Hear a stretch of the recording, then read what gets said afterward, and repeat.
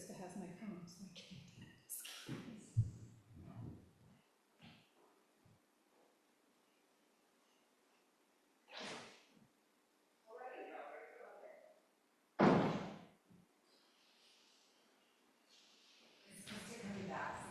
Huh? Yeah, she's on the phone right now. She'll be right in.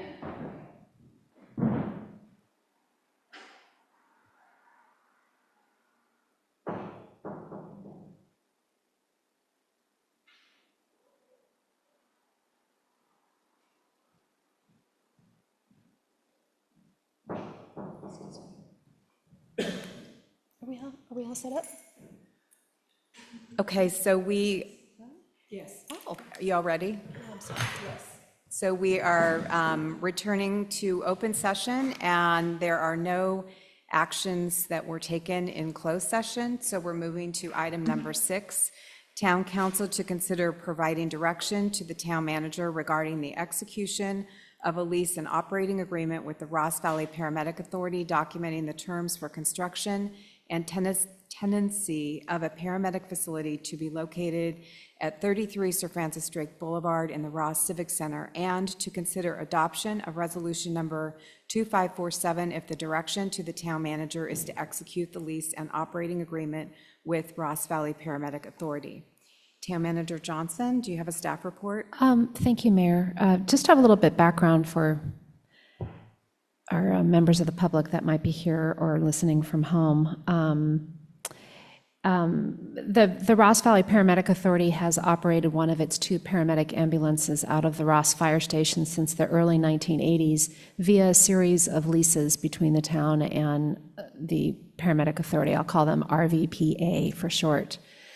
After approximately 2 years of study and community outreach, the town council discussion and deliberation, back on March 11th, 2021, the Ross Town Council voted 5-0 to rebuild the town's police, paramedic, and administrative buildings and move forward without a fire station in the master plan for the Civic Center.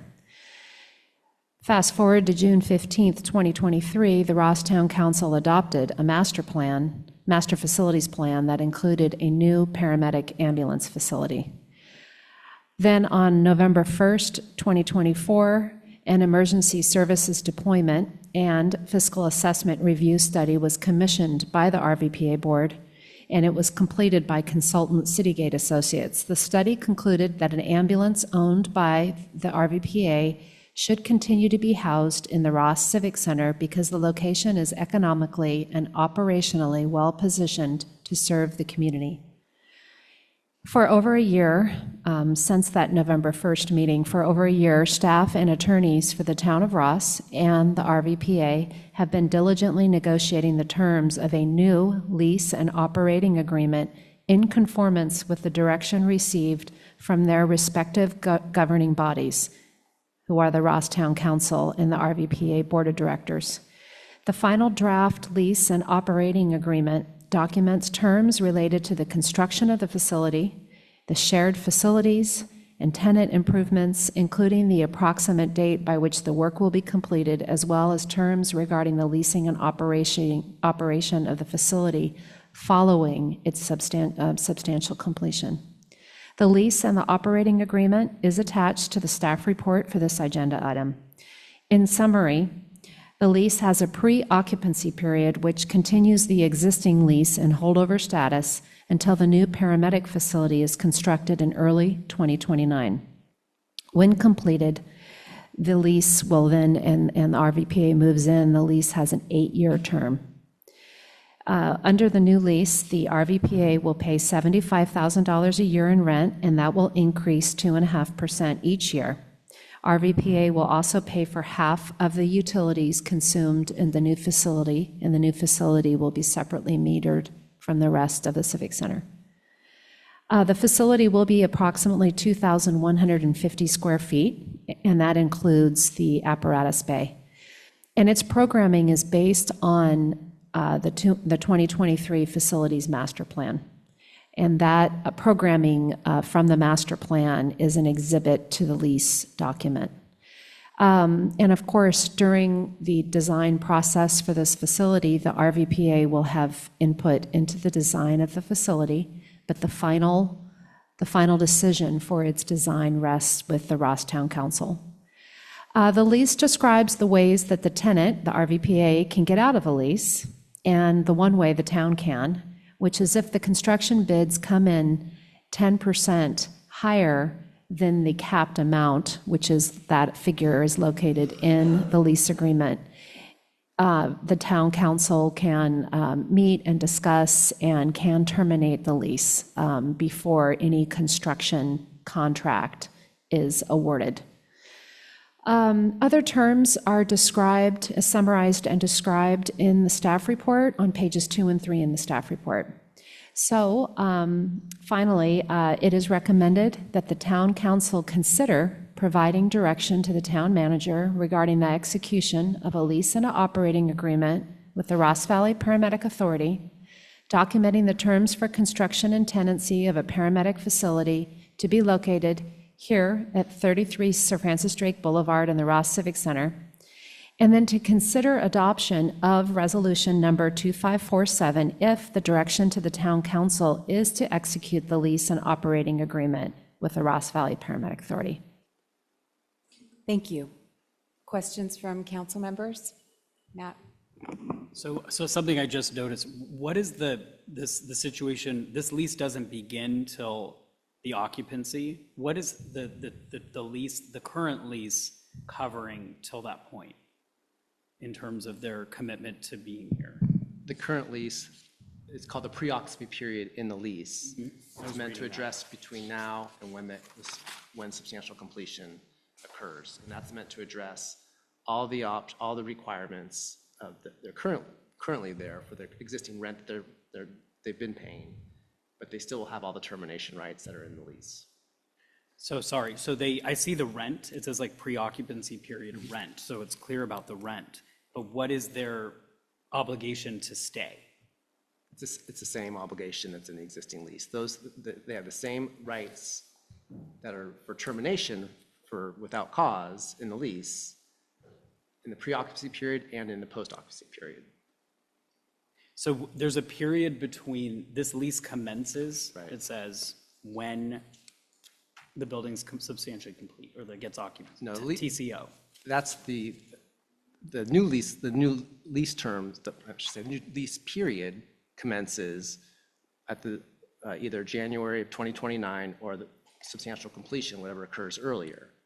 Up until that time is the rent is for the pre-occupancy period, and if that goes until the substantial completion date and or January 1st, 2029, and once those dates occur, once that date occurs, gets triggered, the new rent in the lease kicks in, and all the other terms of the lease exist starting the effective date of this agreement, which is the day both parties approve it.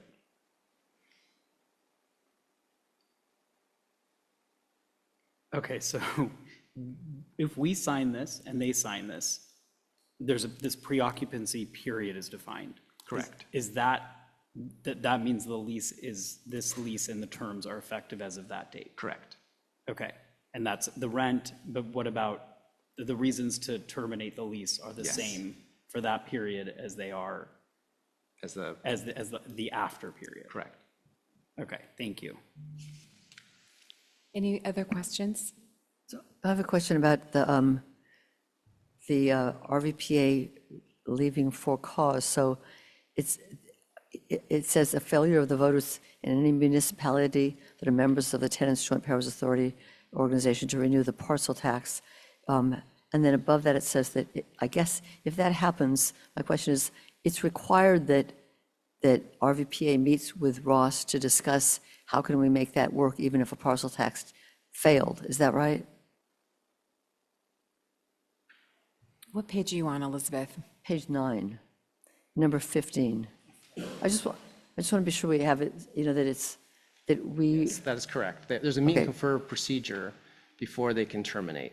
okay. assuming the So it's parcel not tax just doesn't- the parcel tax that fails? Correct. Then we negotiate and can try to keep it going if even Because even if a single parcel tax fails.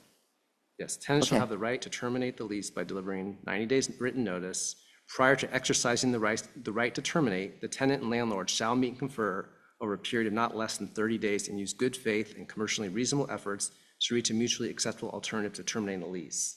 Okay. So we have to go through that exercise before they can give their notice of termination. Okay, And they only can give their notice of termination in certain defined events, which is the 15A, 1, 2, and 3.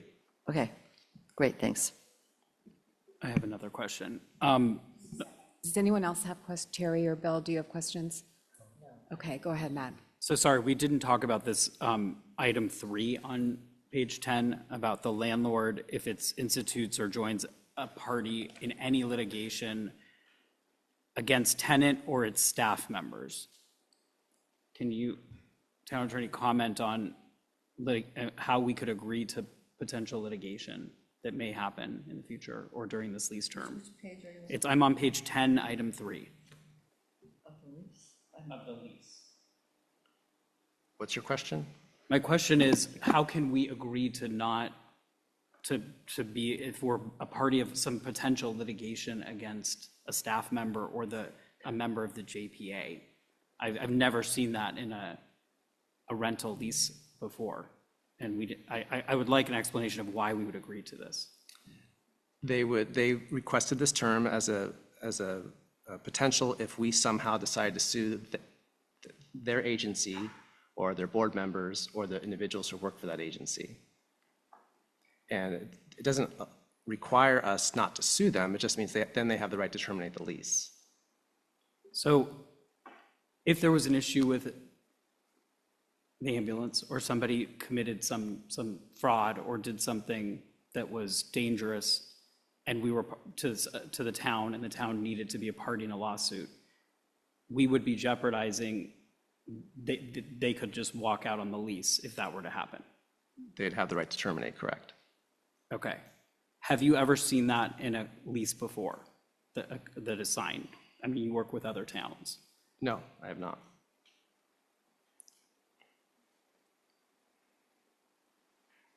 Have you, Town Manager Johnson, seen a term like that? I know you were at Windsor and you were in Laguna Beach. No.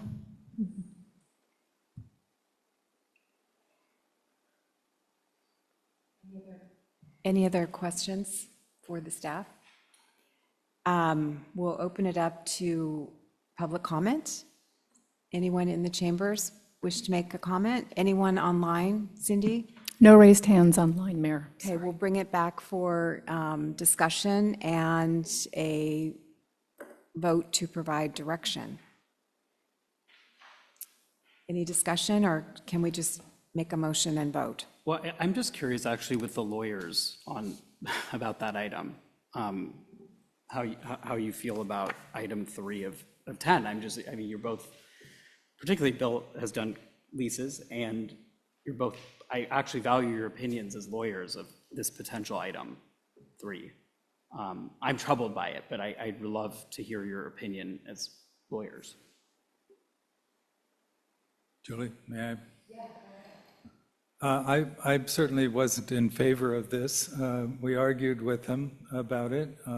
They kept insisting it'd be in there. The one situation I was concerned about was a multi-party situation where our insurer wanted us to file a cross-claim against them for negligence. And I see now there is something in there about at the direction of an insurance carrier. So that was the one concern I had, Matt. I think it's been addressed.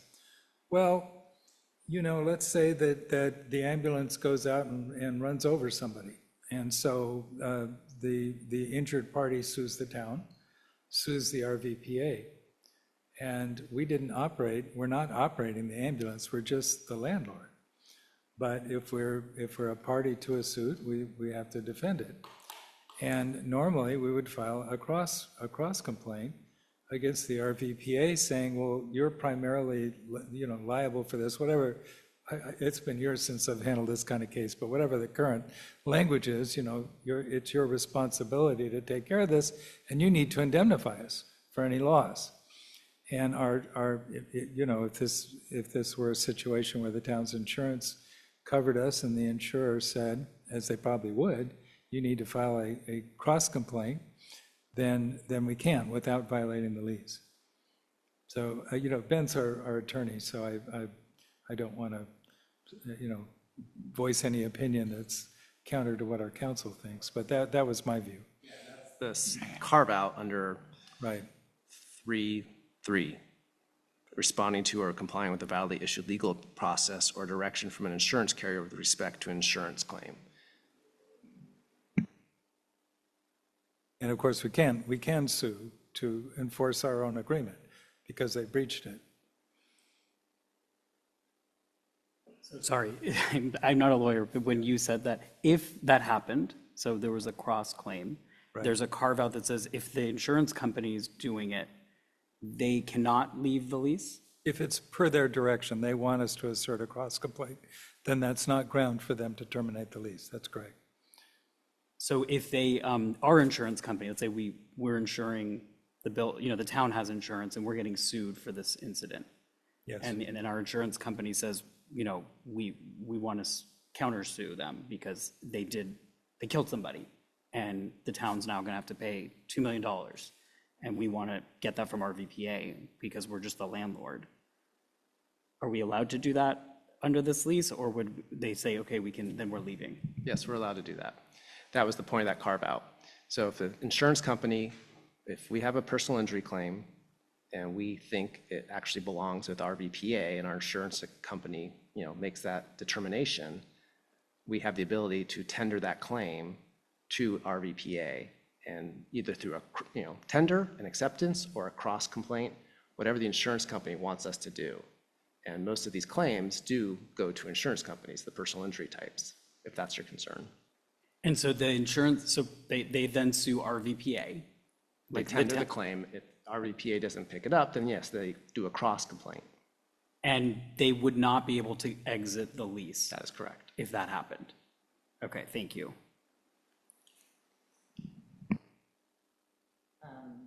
I would like to,